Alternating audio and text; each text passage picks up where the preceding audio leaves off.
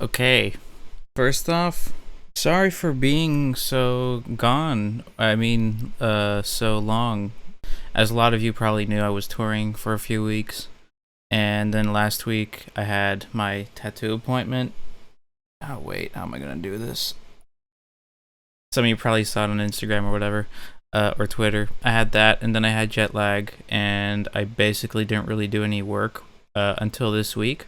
But now I'm back, I guess, and doing shit again. So here I am. And for today, I wanted to do a video in which I talk about how you can get your music to labels, or at least my experience getting music to labels and how I sort of, I guess, did it.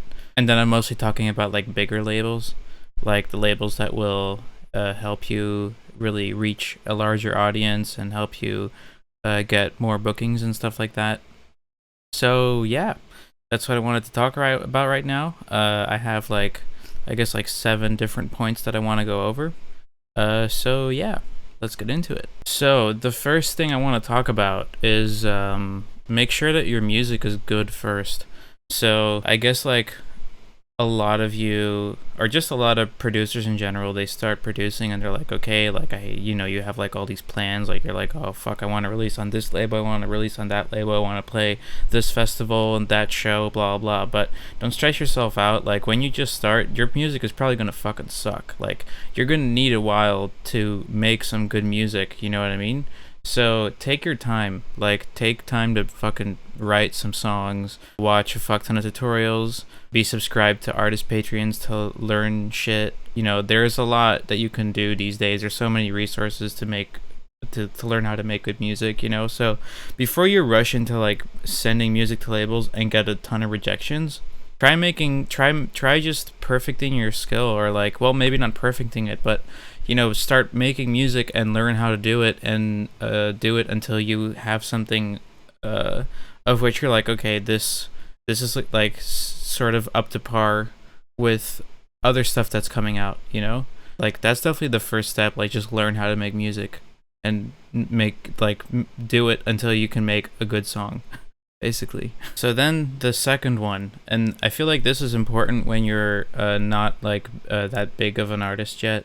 So like when you're still in a position where you're struggling sending music to labels and stuff, is try to get sort of involved in the communities of the genres that you want to release in.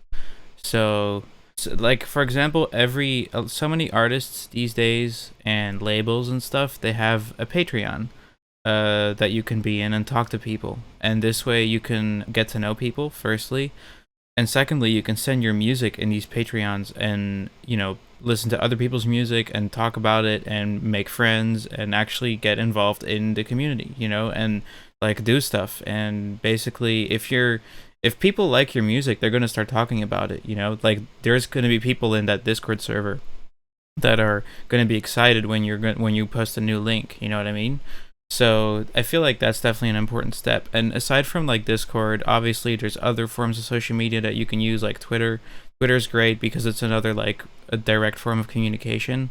Like a tweet is just a text post, you know what I mean? Like you can reply to people, you can have people reply to you, you can, and if your tweets are funny, like if you're good at shit posting, especially if you're good at shit posting, use Twitter, because that'll definitely help get yourself more known in the community that you're in. That's the thing though, like you shouldn't use Twitter to post music, because that's not going to work. Or at least it's not going to work until you have like a decent sized fan base, like I still struggle posting music on Twitter. Like my dumb tweets or tweets about something irrelevant will do much better than any kind of music announcement.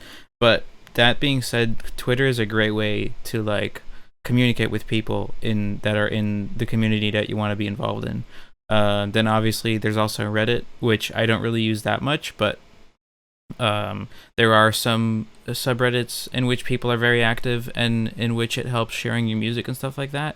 Like our Trap, which a lot of you probably know of, is cool. So yeah, like these are all ways that you can sort of get your name out there before you even release on a label. Like people in the community, people that are going to shows, like the fans will know of your name because they're active in that community. They'll have seen your name before. And if you're being friendly, and if also your music is cool, you will have people rooting for you already. You know, those are basically, those could be like your first fans before you've even started releasing on a label. You know, and then from there on out, you can move to like the next step, I guess. So the third point is sending out your, like, or starting to send out your music to DJs as your music is getting better. So when you notice that people are consistently like, "Yo, this is fire," you know, people are like, "Okay, this is some sick music," you can start sending to DJs, which can be a very discouraging process, I guess. But basically what I did is I would scour the internet for the emails, the promo emails of all of my favorite DJs. Like, I would have a list of all the DJs I want support from, and then I would look up all their emails and put the email like next to the DJ's name in a list. So you could have like a spreadsheet or just like a notes document with all these DJ names or all these DJs and these emails. And then what I would do is basically every week I would email 5 DJs a private SoundCloud playlist with finished music. So I would have a playlist with, I don't know, maybe I guess like around 4 to 8 songs that I can send out to DJs, and I would tell them like, "Yo, if you like, feel free to play these out if you like them." You know, a very simple email. Here is a example of an email. I actually dug up like the old emails that I sent to show you guys. But yeah, so that's kind of how I did it. I would just like send out these cold emails to DJs. And like, if you're sending out 5 emails every week, there might be 1 or 2 that respond, maybe none. But if you keep doing that every week, there will be more and more DJs who respond. And like, either they will be like, "Yo, this is fucking sick," or they will be like, "Okay, I'm gonna play this out," you know. And then, you know, if they're gonna play it out, maybe try to get some footage of that. Like, I remember the first few times that Gentleman's Club started playing out my stuff, I told him like, "Yo, if it was possible," like, you don't want to be like, "Yo, please film." You just want to tell them like, "Yo, if it's possible to get some footage of that, please send it over to me. Like, if you happen to get any footage of it, because I would love to see it, and then you can post it, and it'll be a good, really nice flex on the internet." Like, I used to, like, 3 years ago, I was posting these videos constantly of just other DJs playing out my stuff because I had sent it to them in a fucking email. Like, I had never really spoken to these people before, but I would just send them music in an email, and with the hope that they would play it out, you know. So yeah, that's kind of what you can do. And then you can do the next thing, which is try building a genuine, and with like actual emphasis on genuine. Try building genuine relationships with the DJs that start supporting your music. Obviously, there's going to be a lot of, especially bigger names, they will be harder to keep in touch with because they get a fuck ton of DMs. They're probably like tired of, you know, responding to everything or even reading everything. But like, I guess like the not as big ones, when, for example, if you're following them on Twitter and they tweet something you relate to or something that you can have a funny response to or whatever the fuck, reply to them, you know, like try to strike a conversation about something that does not have to do with music. That's kind of the whole thing. Like, when people already know your name because they know your music, that's really cool. But then if you can also just show them that you are a genuine person and you can be nice to talk to, and you're basically like homie material, that's even better, you know. Like, you can cultivate friendships with people that you have respect with. And like, I always feel like when people like your music, or like when another producer likes your music, that's pretty much already a sign of respect, you know. So you can go from there. Like, you can just have like, try to have like a conversation that does not have to do with music, because it'll just show that you're like just another person doing the same shit as they are, you know. So yeah, like, once you get that DJ support, like, try to, like, obviously sort of just become homies with them. And obviously, if they're like I just said, keep in mind they're probably busy. They have a fuck ton of friends probably too, because they're DJs. But I mean, you know, like, try to be social, I guess. And that way, like, you can also keep sending them music every time you have new stuff laying around, because you want to keep having their support. Maybe they'll even send you music if they really like your stuff. They might offer you to collab, which is also another thing. Like, do not jump the gun and fucking ask them to collab as soon as they start supporting your music, because like, I personally kind of find it a little annoying when people do that. I don't know how other people feel about it, but I don't really need to collab with everyone. And as a lot of you know, I just don't really do that many collabs. Maybe it's just me though, but I feel like a lot of other DJs, like, they probably get asked to collab a lot, so you don't have to ask them. If they want to collab with you, if they're like, whoa, this stuff is really cool, they'll probably tell you. Like, they'll be like, okay, like, I can appreciate this person. Jesus. I can appreciate this person. I like their music. Why not work together? You know what I mean? So yeah, like, build these relationships. Then, yeah. So you basically at this point, and this is a long process, right? Like, you're probably like months into this right now. So you are involved in the community of the genre that you want to be in. You have started sending out music to DJs, and they've started playing your music. You have started to kind of make friends in, DJ world. And now you're probably ready to start sending your music to labels. And that is if they have not contacted you yet. Because basically what I noticed myself is that as I started gaining more support from names that were higher up, labels started coming to me like, hey, this is cool, like, could we have some music from you, But on the other hand, like, seeing as you've already been getting support,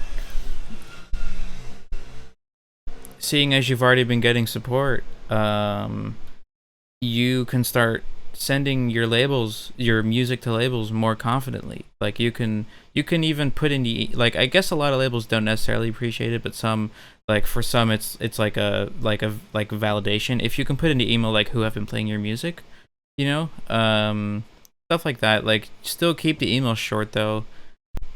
But yeah, like, since you've been getting more support, there will probably be if like at least one label that has approached you like, hey, could we have some of that stuff and release it someday.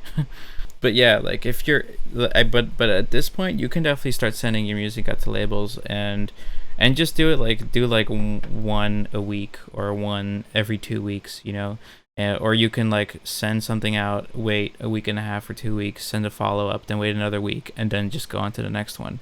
The thing is, like, labels also don't really appreciate when you kind of juggle them. Although I know enough artists that do this, like, they'll send their stuff out to multiple labels at a time. But the thing is, like, the labels you really want to release with, you want to cultivate a relationship with them as well. So if they know, or if they at least have the impression that that they matter to you, that's already gonna it'll show that you find it important, you know what I mean? So, like, what I would always do is, like, I would send them a SoundCloud playlist in an email, a short email, and I would give the SoundCloud playlist, like, the name of it would be like blah blah label demos, like, for example, Deadbeats demos or some shit, and then I would just wait and see, and then you can send a follow-up if they don't, or move on to the next label and just, I guess, like, rename the playlist or make a new playlist or whatever. But yeah, like, I guess that's how you should send some music to labels. But then the thing is still, like, since you're like already involved in this community and since you've been getting DJ support, there's a good chance that there have been labels that have already contacted you. But that's kind of how it went with me, like, so yeah. So now that you've come in contact with labels and you've been sending emails back and forth, you're going to be in contact with the A&Rs. And I've always felt like it's also cool to cultivate a relationship with them. Like, follow them on Instagram. They'll likely follow you back, and, on Twitter and stuff. And then you can, like, interact with them and you can become friends, which is cool. Because, like, these are important relationships, you know what I mean? Like, these are relationships that matter. And I think it's important that you maintain them, especially if if they seem like a person that you could be friends with, then fucking do it. You know what I mean? Anybody in music, actually. Like, if you're like, whoa, this seems like a cool person, and you know, whatever, like, you know, you could probably be homies with them, and it'll probably help you. And besides that, it's nice to have friends. You know, like, I enjoy having friends, and it's even cooler like when you get to meet them in person and shit, you know. So yeah, like, you know, once you're in contact with these labels, like, maintain these relationships, you know, and don't be like show them that you can be like an actual homie. Don't put them on a pedestal, you know? Like, don't act like they're higher ups. Don't be like weird about the fact that they are A&R at the label you want to release with, you know? Like, just be friendly and be cool, and just maintain these relationships, because these are the relationships that kind of got you started, you know what I mean? Like, these are the ones that matter. So, yeah. And then the last thing is, I guess, the pros and cons of releasing with labels. So, a lot of you, including me, actually, are pretty convinced that releasing with labels will get you a career, which more often than not is true, but it won't happen right away.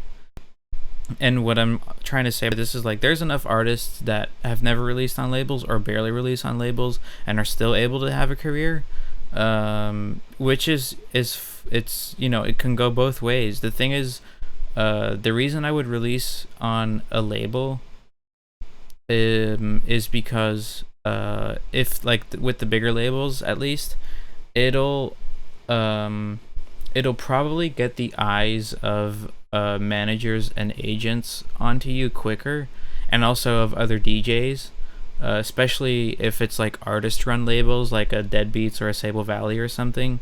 It'll help you get your foot in the door much quicker. Like, if you're gonna be doing, if you're gonna like self-release your music, I feel like every release is much more of a gamble. You know, like, you don't know how you, I mean, your release can do well, but it'll be harder. Like, if your objective is to get more shows and, like, you know, play shows like regularly, then I feel like doing the independent releases, it'll be less likely to get you that. Whereas releasing with labels, or at least certain labels, will help you get more shows and sort of like further your career. But still, like, it won't happen right away. Like, if you have one release on a big label, that'll not automatically turn your whole turn your work into success. You know what I mean? Like, it can still take a while before shit really starts to take off. But I mean, for me, like, once I had the Sable Valley release under my belt, I definitely, it was a lot easier for me to be able to do other stuff. Like, that's how I got my manager. That's how I got my agents, you know. So yeah, like, that's why, those are reasons why releasing with labels would help. Then the cons, obviously, is that you're not gonna, or at least with most labels, you're not gonna have a full say in what the artwork is gonna be like, how the rollout is gonna be. Hell, fucking A&Rs will want you to change whole sections of your song, which can be a huge pain in the ass. So, I mean, in other words, like, when you start releasing with labels, you're gonna have to kind of make sacrifices, because labels have their own idea. You know, they have their own vision, like you have too as an artist. And so when they want you to, like, make these sacrifices, you kind of have to, like, reassess, like, okay, is it worth it? Like, is it worth it to me to change this song so I can release with this label, or is it worth it having this artwork so that I can release with them? And I mean, my answer to that is, like, just be selective, you know, and also don't be afraid to stand your ground, because these labels cannot exist without the releases that they do with these artists, you know. So you are absolutely allowed to be like, no, I rather have it this way, or ask them if they can meet you halfway, you know, into as to, like, what they are trying to do with the release and stuff like that. But yeah, that can be, like, shitty about releasing with a label. It can be tough and frustrating. And then another thing is, like, the release schedule, which I'm dealing with a lot right now, is, like, I basically have a release almost every month. So like by now, like if I get another release sorted, I know that it won't be until like the second quarter of next year. And the thing is, like, the labels are dealing with a bunch of artists, and the artists are dealing with a bunch of labels. So that can make it very frustrating to deal with release schedules, especially if you're trying to release consistently as you to like help you grow, you know? So that's another thing, but then again, like having these releases with these labels in my opinion is worth it because it'll help you further in your career, it'll help you grow as an artist, it'll help you catch the eyes of people higher up, you know? So to me it's important. But then again, I know tons of people that do not release with labels or barely release with labels and are, you know, more successful than I am, you know? So still, like, it's I wouldn't say that it's a virtue, but it's not your guaranteed key to success. But it most likely will help you get or closer to that point of success, you know? But it also just has to do with how you handle it. Like if you're going to release on a label and then just be silent on social, then just say nothing on social media, like, you know, like die out, then you're going to be back to square one, you know? So you gotta not just be consistent with the releases, but also just like, I guess, your appearance online and stuff. And even then, you could still say that what I'm saying right now is bullshit because there's tons of artists that do not do that. But it's like being in a position like that is not very likely to happen, you know? Like most, like I am also just not that way as a person, which is also why I don't think it would work for me just being like kind of elusive and only being online when I have a release, you know? But for others it works. But yeah, like the label releases will help, but they won't be everything though. You know, like it's not just the label releases that will help you. But yeah, the label releases will help though. But it's just not the only thing. So, yeah. I hope you enjoyed. I hope you learned something. If you have any questions, let me know. So, yeah. Peace out.